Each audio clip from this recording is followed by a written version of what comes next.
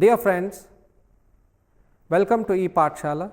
I am Dr. Vishal Jadhav, Department of Sociology, Tilak Maharashtra Vidyapeeth. Today we are going to look at a module titled Dominance Without Hegemony. All of us know who Ranjit Guha was, and one of his famous works is called Dominance Without Hegemony. In this module, we will try and learn that the historiography of the colonial period talks only about the nationalist elite as one homogeneous group, the urban educated intellectuals. However, this module will try and deconstruct this particular myth about politics of the elite, and also will talk about the subaltern politics that has remained invisible for a very long time. Historiography as a site of power struggles. So, where do we start digging for evidence of the contradictions that besieged both the colonial government and the Indian nationalist leaders? Guha chose historiography since it witnessed tussles for hegemony, defined as a condition in which persuasion outweighs coercion between the two parties. The genesis of this discontent could be found in the criticism levied by Indian intellectuals against the colonial administration. Since then, there has been a steady stream of criticism. However, Ranjit Guha, that most of the critics assume singular integrated domain of politics during that period. What they don't realize that the field was actually bifurcated into autonomous spheres, the elite and the subaltern. The assumptions about unitary domain of politics stem from the idea that it was the effect of the homogenizing influence of colonialism. Both kinds of historiography, neo-colonialist and nationalist, boil down the myriad and complicated realm of politics to just elite contestation, ignoring the voice of the subordinate. While the neo-colonialist version perceived the colonial rule as a munificent order, introducing liberal education and incorporating the natives into politics by giving them multiple incentives, the activities of the Western educated elite were the only thing that mattered. The nationalist historiography, on the other hand, only captured the elite's response to the government and encapsulated all its activities. The mass, comprising of laboring class and other intermediary strata, are considered to be passive pawns in the hands of the dominant groups, who use them as it suits their strategies. But Guha insists that the subaltern politics is a separate realm and unique realm altogether. To demonstrate this, Guha tries dissecting the colonial state using the historiographical approach. The colonial state, unlike its originator, the metropolitan bourgeoisie state, has no hegemony, since it relies upon coercive military power and not persuasion. Since it has not been able to assimilate the civil society of the civilized within its fold, it is not hegemonic. It negates the prevailing misconception in the academia with the ascendancy of the bourgeoisie in Western Europe. All of the power relations of civil society have everywhere been so fully assimilated to those of the state. Guha is extremely skeptical of the colonialist historiography claim about the supposed hegemony of the colonial state. Besides the colonial state, dominance without hegemony applies to the native bourgeoisie. They could not assimilate the consciousness of the masses either, and as such, their attempts to speak for the nation were thwarted. Therefore, it was a battle for hegemony between the two parties. Inauguration of colonialist historiography in South Asia. Guha outlines the circumstances under which the first colonial historian was born. In 1765, with the East India Company taking over the post of Diwani, the official had to be apprised of the structure of landed property in Bengal, Bihar and Orissa. Dubbing it as the inaugural moment of the Raj, he argues that the grant to collect land revenue of eastern provinces and to administer civil services consolidated the colonial conquest. A triplicate of coercion, exploitation of land's produce and the semblance of legality laid the foundation of the regime. Also, this spawned the initial attempts to build bureaucratic machinery, which was well attuned to its twin functions. This entailed understanding the existing power relations. More specifically, it needed data about the volume and value of agricultural produce, the rules for extracting agricultural produce, the technicalities of estate accounts, and nature of land tenures.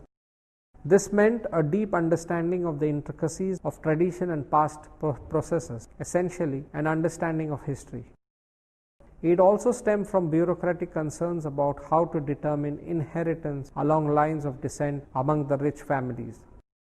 And this is where the first sign of elitist bias crops up. However, the best know-how accessible to the native expert was denied to the company's officials. The standoff between the company and the indigenous population antedated the accession, as evident in 1761, when Verslit's council in Chittagong encountered reluctance of the latter to share information about management of revenue. In 1786, James Grant reported that a loss of around 15 million rupees had resulted due to the refusal to share knowledge used instead for individual enrichment. The tensions were exacerbated as territories under Raj's purview expanded. The revenues increased and the complications and tenurial structures and accounting procedures multiplied. The more the officials failed to manage the increased revenues, the complicated tenurial structures and accounting procedures, the more accounts presented the natives as inferior. As such, Warren Hastings' prototype of native as cooperative informants fell through, thus raising doubts about hegemonic role of Western wisdom. The chasm grew further with the avarice underlining the farming system, the accelerated tax collections and the destruction of landed families owing to the stress of excessive fiscal demands, etc. To avoid getting duped, the British launched the initiative to write Indian history from the point of view. There was essentially three kinds of historical dissertations. Firstly, extensive surveys written as political histories in which the ruling dynasties and changing circumstances, for instance, Alexander Dow's The History of Hindustan. Secondly, narratives about dynastic histories which focus on the economy, for instance, Grant's work. And thirdly, official reports about the relationship of power and property, but at the local level. The collection of narratives altogether constituted colonial historiography, predictated not on the basis of a genuine need to disseminate liberal culture, but on the need to fulfill its material and political interests. Not only the purpose, but also the style of writing marked a significant departure from the native chronicles. The writers drawing on European and Whig historiography converted the diachronic remembrance of past into a more general, distanced, objective historical account. History thus sounded the death knell on tradition. Colonial historiography was a convenient smokescreen for legitimizing the Raj. The accounts projected local aristocracies as the rightful owners of land, and then, through the construction of genealogies from antiquity and Mughal charters, tried to establish this as a long historical tradition in India to legitimize zamindari settlement. This helped guise the disruption brought in by Western meddling into a nation's landed property. By embellishing details of conquests, starting from Turk Afghans, they tried to naturalize the extraction of tribute by the conquerors. Ultimately, these worked in favor of the Raj, which got entrenched as a rule on property and silenced all its critics. Gradually, the individual accounts were turned into full-fledged discourses, spanning the time period from Mill's History of British India to Hunter's Indian Empire, which highlighted the victories of the colonial state. Whenever Indian history was incorporated into those accounts, there was deliberate effort to characterize the difference between an affluent Western power and poor Asian subjects, between higher and lower levels of civilization, between superior religion of Christianity and barbaric superstitious indigenous belief systems. Moreover, liberal colonialist histories of the Raj exaggerated the universalizing tendency of capital, that is, its capacity to replicate its conditions, that is, not just mode of production but also the accompanying liberal culture as in the West. But Guha argues that the universalizing tendency is in fact one of the biggest inconsistencies underlying capitalism. The liberal colonialist histories assumed that all pre-capitalist relations have to be subsumed by capital, thus endowing it with hegemony, a practice repeated by nationalist accounts as well. At the same time, the appropriation of indigenous history enabled natives to redefine their identity. They used those very differences to distinguish themselves politically and culturally from their rulers. Thus, history became the battleground for both the parties' claims and counterclaims. To illustrate the fallacy of feudal historiography, Guha mentions the historian Kalhana, who authored Rajata Rajini. Although Kalhana held himself to high standards of neutrality and objectivity, evident in his critical analysis of the rule of his patrons, and although he did raise doubts about the absence of popular uprising, he was deeply embedded in the superstitious fears of his time. For instance, he ended up attributing the cruelty of a king to the will of gods. Kalhana's historical accounts were not only stuck within the confines of feudal conceptual universe, but were also part of a political propaganda to persuade rulers of Kashmir to put their house in order. Basham, his harshest critic, ironically ended up committing the same mistake when he characterized his work as entertaining and instructing the royals. Thus, in both instances, history became an accomplice to treatises on politics.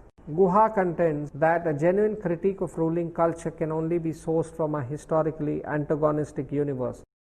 For instance, Aristotle's pro-slavery work was denounced by Montesquieu and Hegel, pleading the cause of natural equality and universal equality. Both the stances can be traced to an era of rise of bourgeoisie ideology in Western society.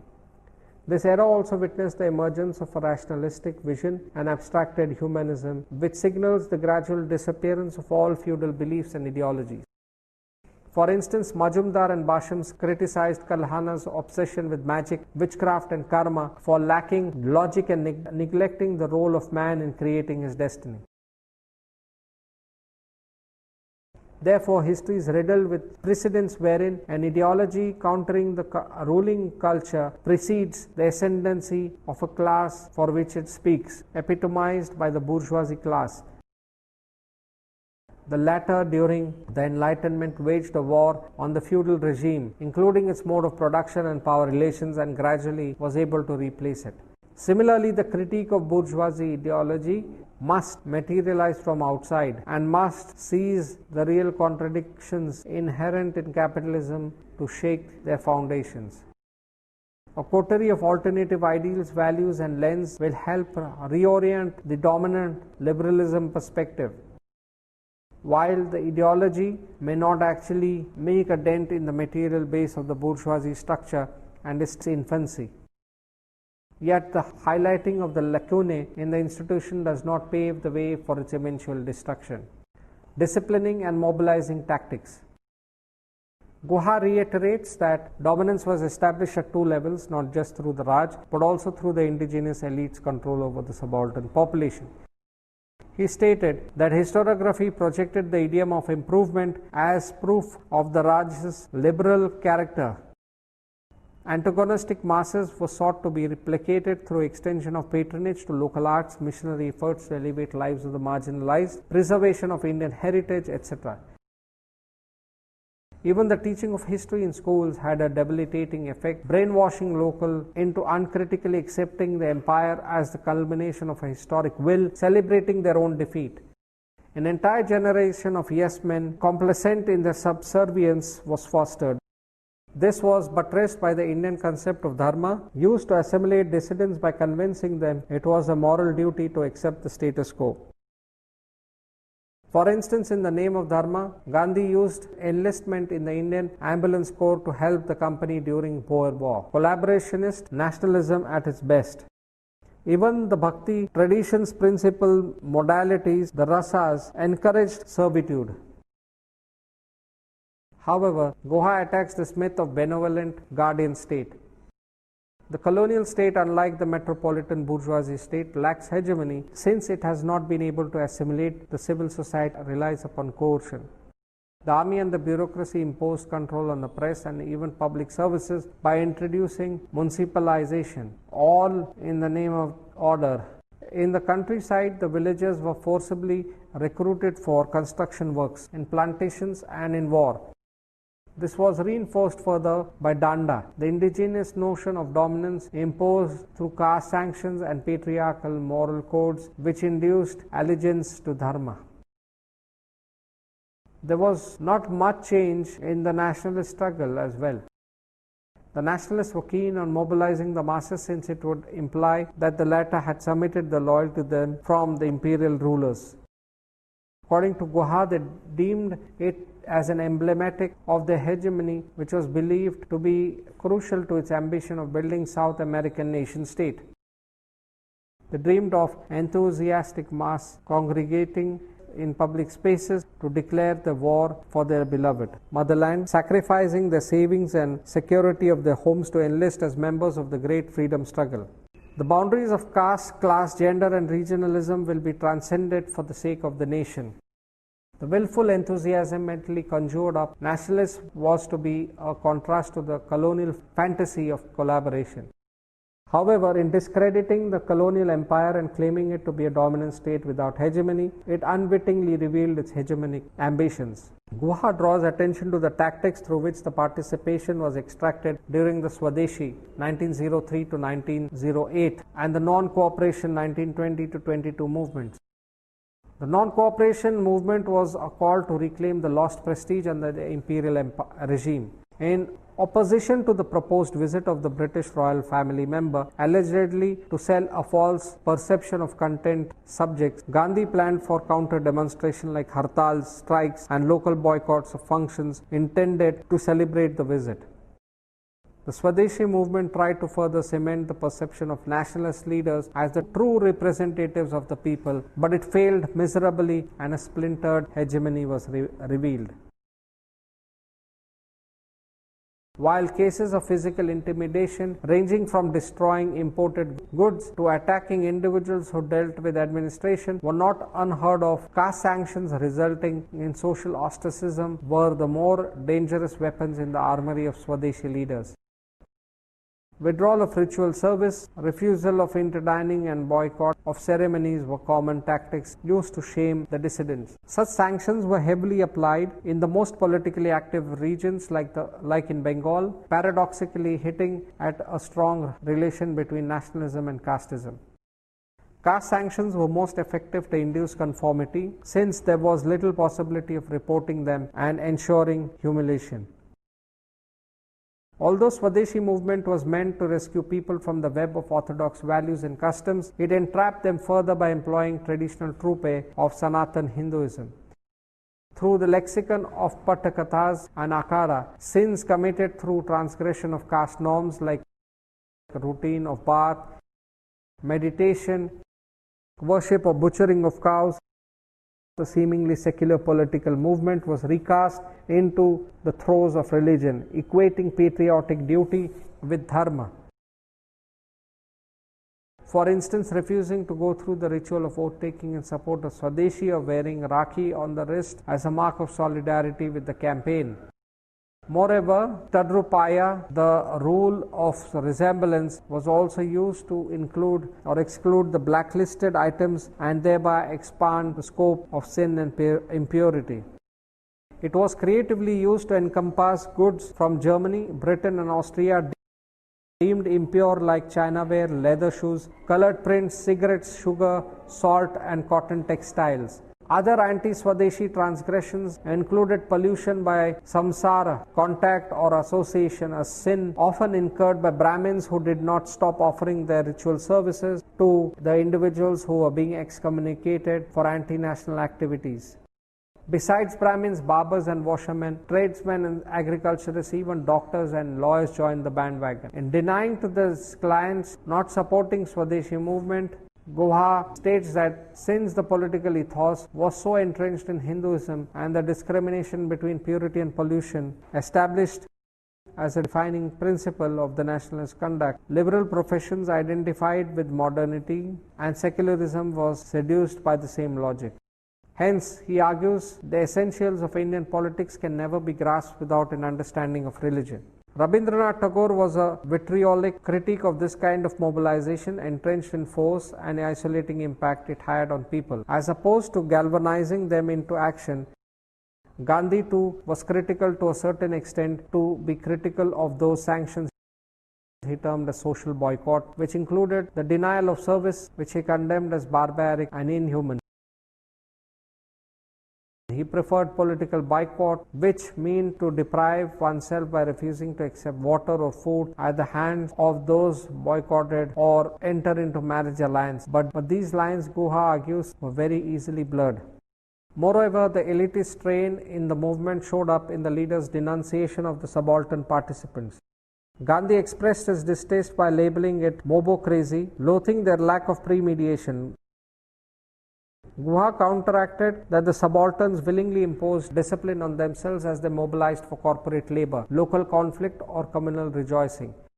Yet a code was laid out for crowd control, not only measuring out spots at which the people have to gather, but also at what intervals should the national cries be allowed. This was not only about physical control, but also about soul control, a concept yet again borrowed from the spiritual vocabulary. All these ended up alienating Muslims, peasants and workers. Clearly the nationalist movement failed to live up to its own ideal. Tensions within the national historiography. Guha states that with the onset of an all-India mobilization for nationalist struggle, the Congress presented itself as the sole spokesman for people. It staked its claim to hegemony and pressed it against not just the colonial regime, but also against the Muslim League, left nationalist and socialist parties. The Congress had to confront challenges to its claims of representativeness time and again by the peasants and workers. The party's unitary notion of nationalism had to contend with the two-nation concept proposed by Muslim League. The interest of the peasant could not be included within any of its programs and could not be entrusted to a party comfortable with pre-capitalist mode of production, and paradoxically served to strengthen the British reign. The workers too were deeply influenced by socialist ideologies and the October Revolution, as well as by the impact of the Depression, and hence had become militant, perceived to be unresolved threat by party. It based its hegemony claim on the basis of the Indian past, which varied according to the different strains in nationalist historiography. From Gandhi to Rabindranath Tagore to Nehru, the past has been imagined in multiple ways, as an autonomous civil society, as spiritual achievements, as moral superiority, or as secular unity of politics and fusion of diverse cultures. As such, a body of literature accumulated during the period spanning from Swadeshi to the Quit India movement. Guha traces the birth of native historiography to colonial officers' attempts to harness Indian language for consolidating their rule. It gradually bore the stamp of its colonial predecessors, with the present marking the point of departure and detachment from the Puranic discourse. Negative accounts became secularized and could qualify for the epithet of history. Adoption of Bengali as the official medium of public instruction, rising demand for historical literature and Orientalism strengthened the impulse further. It enabled natives to redefine their identity by appropriating indigenous history. This fledgling nationalist historiography was to counteract the spurious claims of hegemony by the Raj, as propagated by James Mill's tradition of colonialists writing on the Indian past. However, its claim to the hegemony was as unhistorical as the colonial rulers. This proclivity for a progressive, liberal spirit in accordance with modern nation-state formation has now been fully formalized and established as part of India's official history. However, Guha accuses it of being just as elitist. While its emphasis on mobilization could counteract the misnomer of collaboration rampant in colonial historiography, its assertions of unquestioned authority are specious.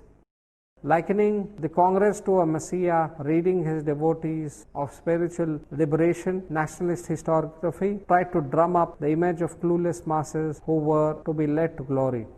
It also absolved the Congress of its ineptness in reconciling opposing factions. Guha laments that the nationalist historiography also failed, since it did not question the necessity of the colonial state. It clung resolutely to the pattern set by British pedagogy manuals that merely trace the reign of Governor General's administrative measures and incorporation of regions into the empire. The other stream of native accounts, though critical of British renderings of the past, was only meant to correct the kalanka, slander against the Indians, and to acquire some prestige, not to forsake loyalty to the company. Bankim Chandra Chattopadhyay's agenda for Indian historiography in 1880 marked an incipient nationalism. Rejecting British writings of the Indian past, in Banga Darshan he urged a local rewriting essential for Jati Pratishta, nation formation. He also devised the concept of Bahubol, physical strength to counter colonial construction of the frail native. Yet it did not suffice as a mechanism for undermining the foundation of the Raj. Guha contends that a critique of the bourgeois ideology must materialize from a historically antagonistic universe. He insists that subaltern politics holds the key. It embodies the notion of dharmic protest, including mass desertions by laborers, peasants uprising, sitting on hartal, withdrawal of labor, or denying special service as against elite collaborators. Challenges and criticism. Following Guha's contribution, there was an implosion of views in the arena of subaltern studies, which will be fruitful to pursue. Sociologist Vivek Chibber, in his post-colonial theory and the spectre of capital, is skeptical of Guha's claim that the bourgeoisie democracy of post-colonial India could qualify as a dominance without hegemony. He argues that none of the bourgeoisie revolutions, whether of the English or the French, were ever hegemonic. Thereafter, he proceeds to uncover the past of these revolutions, trying to prove that neither the revolution in England targeted feudalism nor the French Revolution participants were capitalists. Chibber also accuses Guha of harboring a Whig view of history. In addition, he alleges that Guha had claimed the hegemony of the bourgeoisie was based on the inclusion of the subaltern's interest. Thus, to conclude, in this module we have learned that the colonial historiography, which is very complex, has tried to pose hegemony as one of the main instruments through which the British ruled India, and it also talks about how it was through hegemony that the middle class intelligentsia constructed the whole nationalist movement. However, as revealed in this module, we have seen that the subaltern groups and its histories was equally important in the fashioning of the nationalist movement and even in the politics of the post-independent or post-colonial period India and its politics. Thank you.